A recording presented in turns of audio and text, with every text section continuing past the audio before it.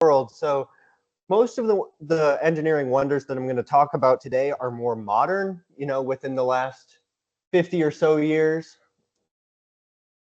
There we go.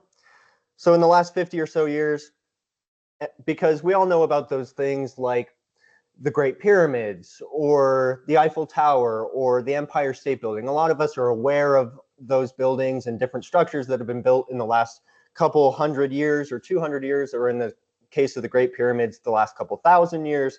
So today I really want to focus on some of the newer things that have been built across the world, things that we maybe aren't aware of. Hello, welcome. Seating is packed, but I'm sure you'll maybe find a spot. All right, so we'll move into our first. All right, so the first one I'm going to be talking about today, this is one of the older examples that I'm going to be mentioning this afternoon, the Panama Canal. So the Panama Canal was originally a plan devised by France in the 1800s, but due to a lot of deaths of the workers that were constructing the Panama Canal, France abandoned the idea. And so it wasn't until 1914 that the United States and Teddy Roosevelt were able to complete the Panama Canal. So when the French initially were attempting to complete the Panama Canal, over 30,000 workers perished in that construction due to a lot of things like disease and accidents. There were all kinds of things in the area that were causing a lot of death. But then as the United States came down, they had better medicine and better preventative measures to be able to complete the construction without so many deaths. So in 2024 alone, the Panama Canal facilitated the transport of 213 million metric tons of goods. That's an almost unbelievable amount of goods flowing through this area.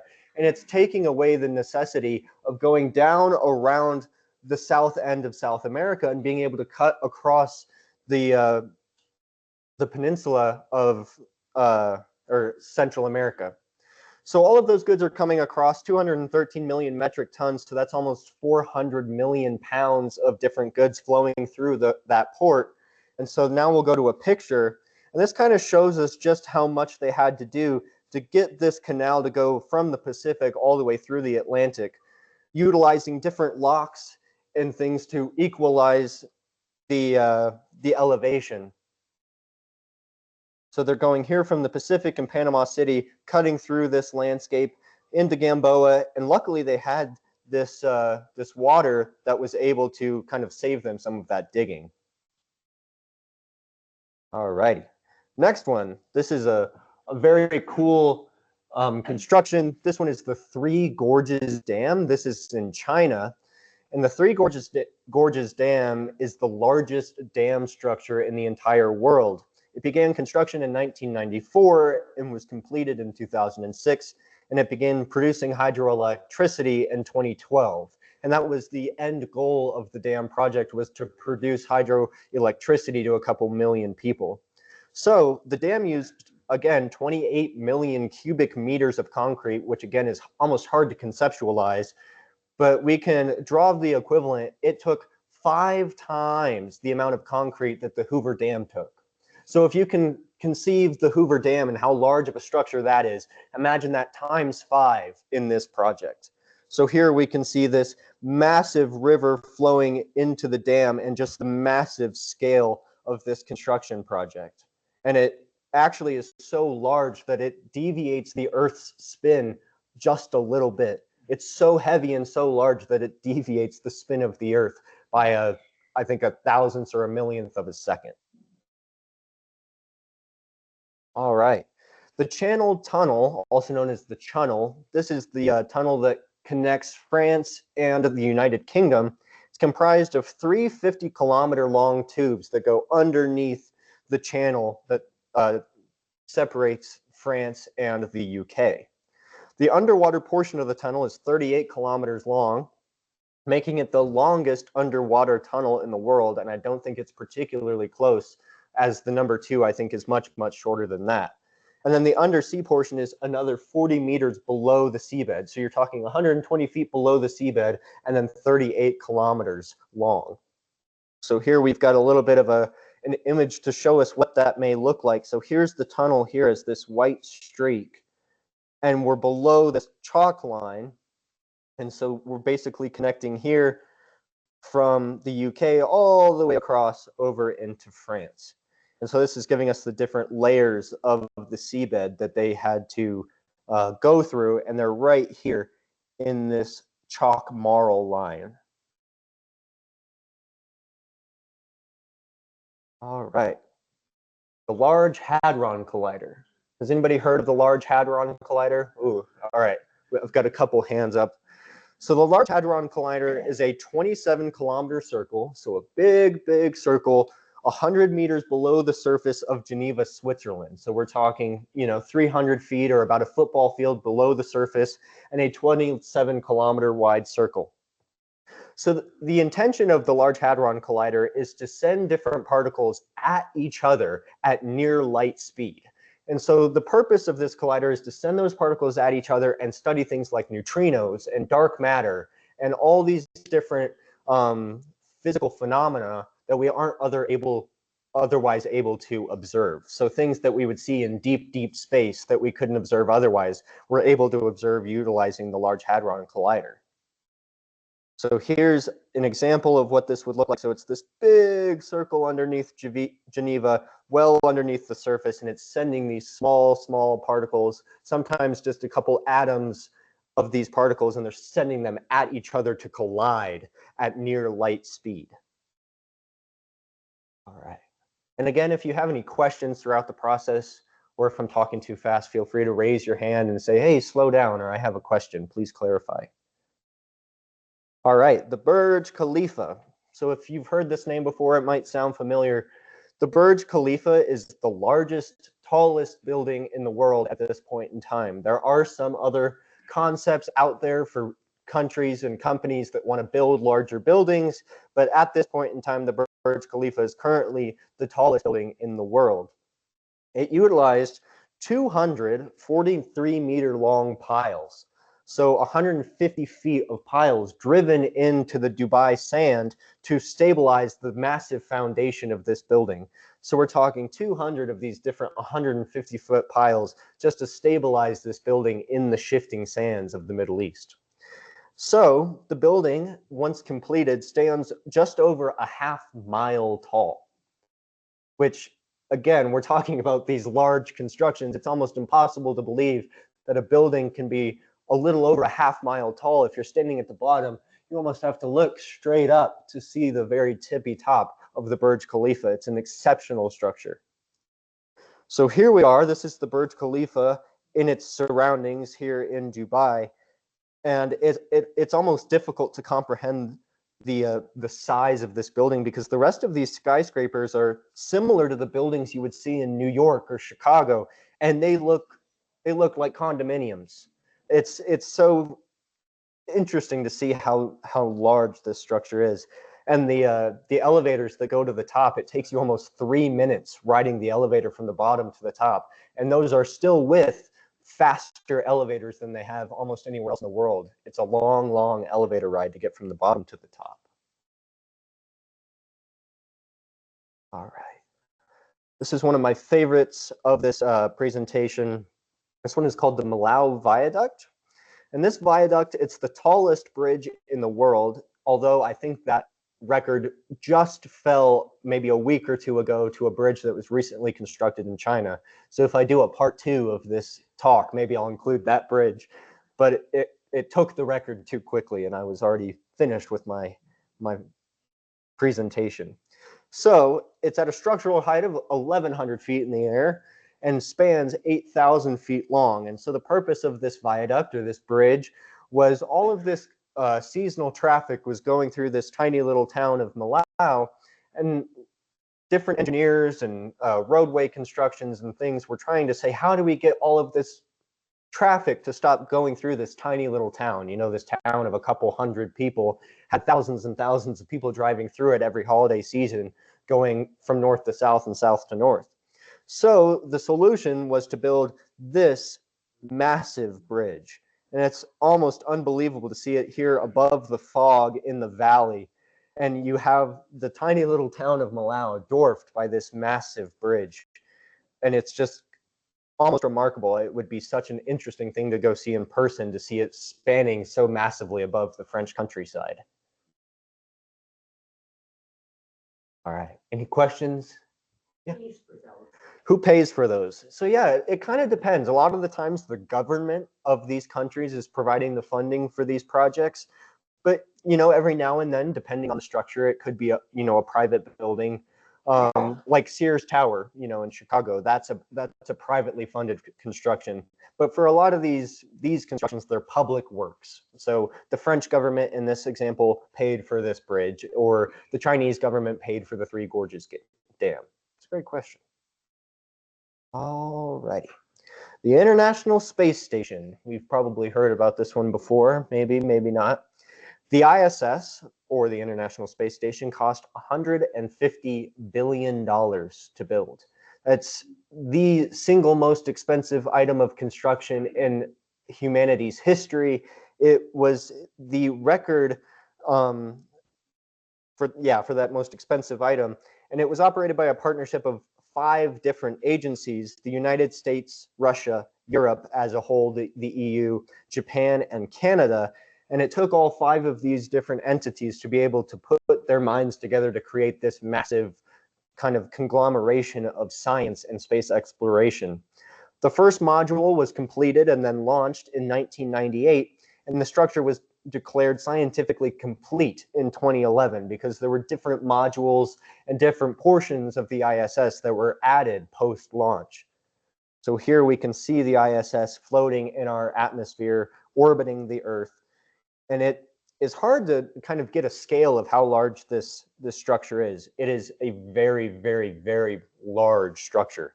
It's kind of dwarfed by the Earth in its background, but it is huge.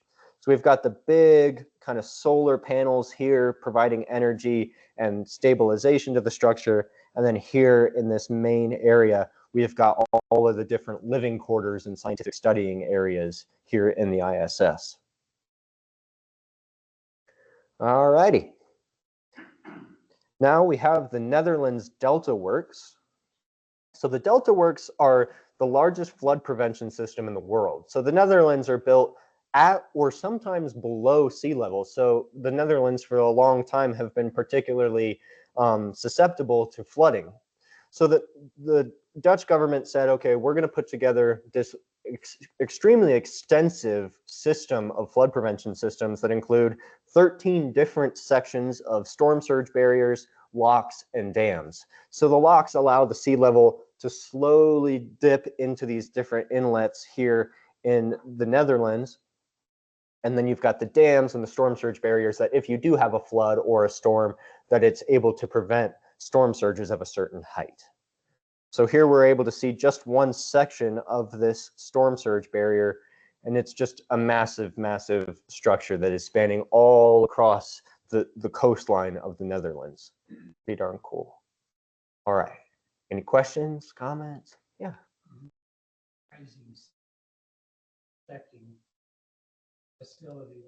Absolutely. So yeah, the Netherlands, they were preemptive in the construction of these items because, as we know, the sea levels are slowly rising as the Earth warms, more sea ice melts. So sea levels are rising, and so to some degree, the Netherlands is ahead of the game by having this structure.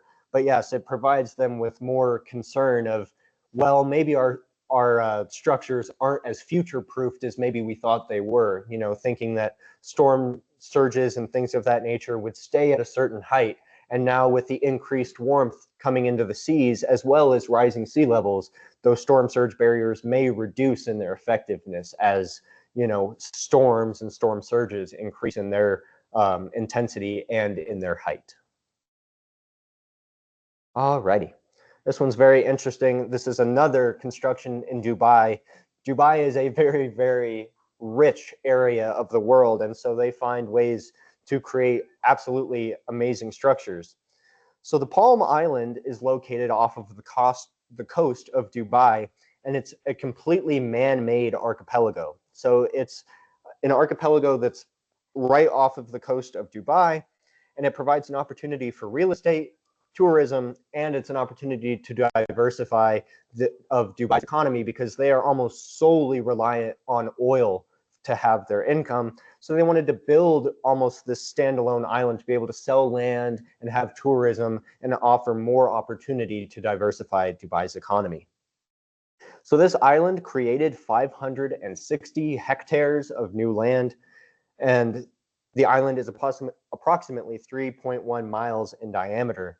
So they had to dredge all of this material off of the sea floor and bring material from out in the ocean to create this.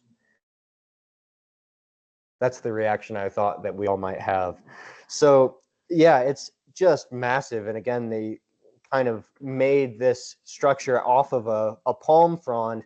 And so you've got shopping and buildings and high-level real estate here on the outside. It's just a remarkable, remarkable structure. It's almost unbelievable to conceptualize that humans took all of this earth and put it in this one spot, that this is not a naturally occurring island. Okay.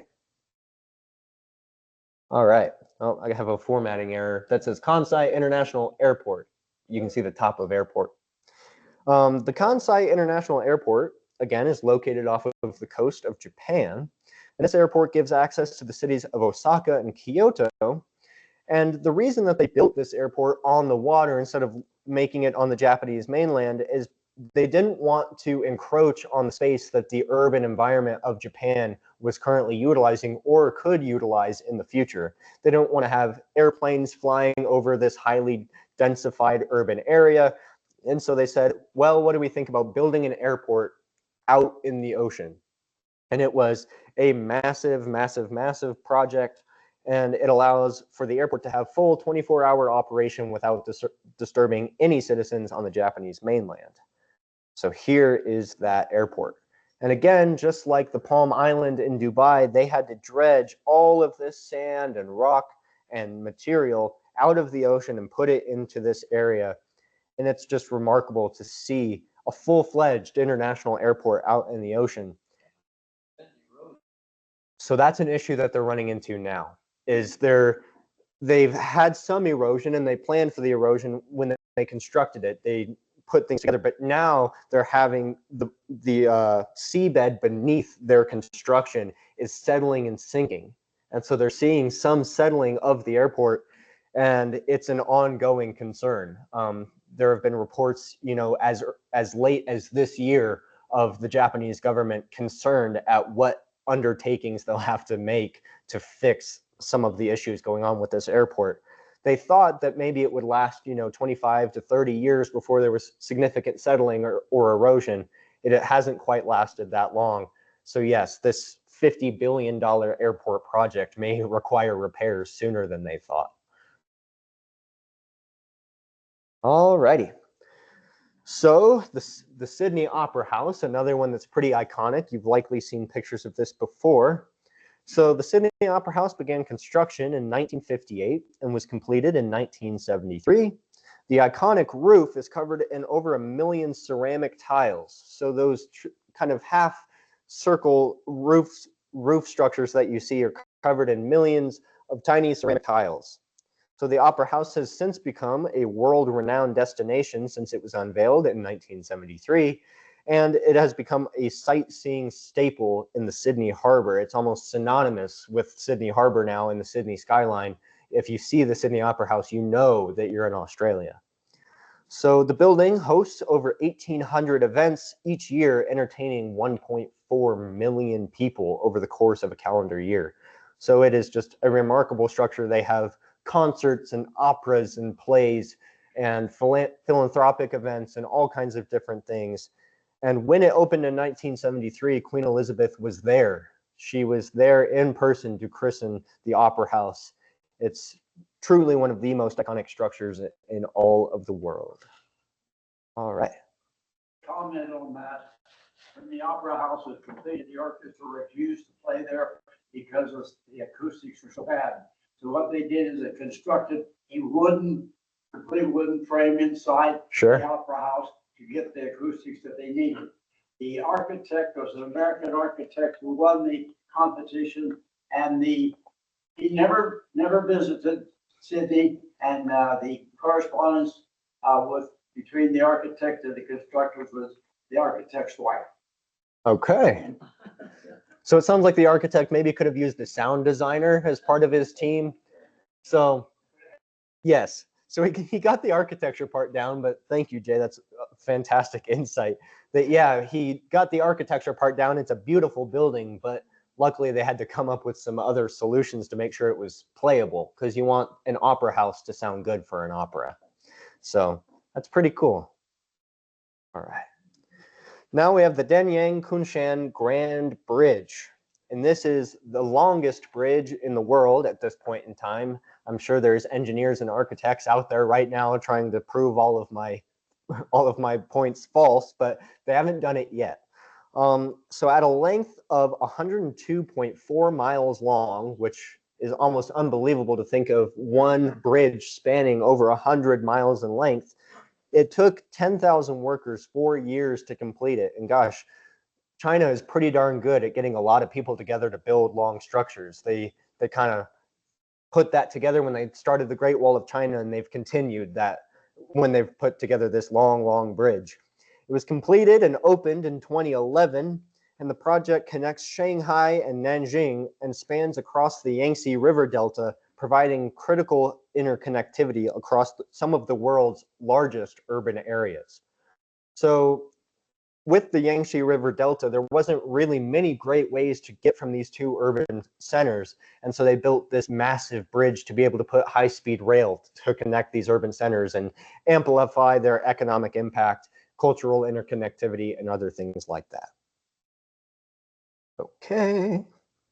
And here we've got a visual of the structure, and we can see that it's crossing all these different areas. So you've got lakes and rivers and all these different things. So connecting Shanghai, which is this massive urban area, to Shenzhen and Changshu and Wuxi and Suzhou, which I hope I pronounced those correctly. I'm not super well versed in my Chinese, but hopefully I did all right. So just a massive structure that helps connect these large urban areas. Alrighty. So this is the end for now, but I'll talk about a couple more things. And again, if we have any questions, feel free to ask them. So one thing that I didn't include in this slide, I had a couple people ask, well, what about the Leaning Tower of Pisa? And I said, well, I didn't include it because it's a pretty ancient structure. It was built, in the 1500s, and most people have heard about it. But one thing that a lot of people maybe don't know is in the 1990s, so from 1990 to 2001, there was a significant effort to unlean the Tower of Pisa. Not all the way, not straight up and down, but the tower had begun to fall degree by degree, and they were worried that the Leaning Tower of Pisa was going to lean its way all the way onto the ground. And so they said, well, what can we do to make sure the Leaning Tower of Pisa continues to lean and doesn't fall? And so there was all kinds of different engineering struggles to say, how exactly do we get the tower to unlean while maintaining its historical prevalence? So first they put a massive lead counterweight on the side of the building so it was here, and they put the lead counterweight on the opposite side, hoping that the weight would pull the building back a little more onto square. It didn't work. And so they said, all right, well, what can we do? And yeah, so it wasn't, like Merle is saying, it wasn't engineered to lean. It was the subsurface underneath the tower that was kind of eroding away and causing that lean. And so the scientists said, okay, well, we can't provide a lead counterweight to counter the lean of the tower. So eventually, after years and years of thinking about different structures and lots of money and lots of time, they came up with this solution that they would bore holes underneath the tower and remove material from underneath. So by removing the material, they were allowing the building to come settle back into square, or closer into square, while maintaining the lean that it had. So they removed almost 70 tons of material from underneath the tower, and eventually it did slowly settle back at 3.3 degrees, which is what it was at in 1858. So they were successful after millions of dollars and thousands of hours thinking of how to correct the lean of the Leaning Tower. And so they say that now that they've corrected it back to this 3 degrees of tilt, that they're hoping that it will remain stable for another 200 years. And hopefully they leave a note for whoever's around 200 years from now and say, hey, this is how we did it. Because who knows, maybe in 200 years, another scientist will say, wow, I wish they would have told us how they did it in the past, or who knows, maybe they'll know exactly how to do it. Do we have any questions, comments, concerns? All right, I see somebody in the back. Commented on Yeah. Edward. Yeah, so okay, so the Hubble telescope, and the Hubble telescope was one of the original deep space, I apologize, deep space telescopes. And it was looking back to kind of pick up background cosmic radiation. And that's kind of how we looked at the structure of the universe, how old the universe was. And so the Hubble telescope was looking back to look at cosmic radiation. And so now we have the James Webb, which is a more developed, more intricate version of the Hubble telescope, and it has provided us with some of the most exceptional visuals of deep galaxies and neutron stars and all kinds of different things. So you've seen, if you go on the internet, you can see side-by-sides of the Hubble and the James Webb, and it's like going from a CRT TV to a 4K. It's just remarkable how much of the universe and of different galaxies that we can see with this new James Webb telescope. So yeah, two more excellent pieces of engineering that cost billions of dollars and thousands of hours of work from scientists and engineers. All right. Questions? Questions? All righty. Well, thank you very much for coming, everybody. I appreciate it.